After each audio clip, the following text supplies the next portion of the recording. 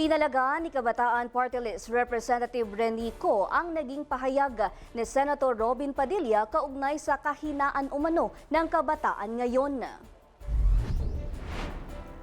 Sa pagdinig ng Senado sa panukalang Children's Safety and Social Media Act, tinawag na week ni Padilla ang mga kabataan sa kasalukuyang panahon.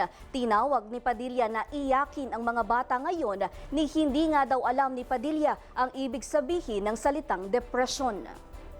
Natuto kami na huwag umupo, umiyak.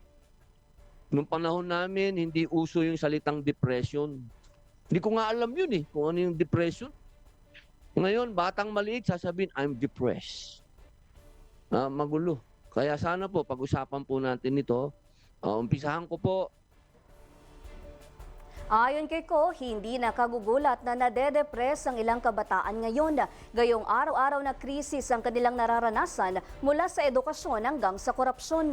Naging mainit ang usapin sa gitna ng investigasyon kaugnay sa pagkasawi ng isang estudyante na nasawi matapos malaglag mula sa LRT-1 sa Fernando Poe Jr. Station sa Quezon City. Samantala, nananatiling bukas sa mga hotline ng National Center for Mental Health para sa mga nangangailangan ng tulong ng mga eksperto.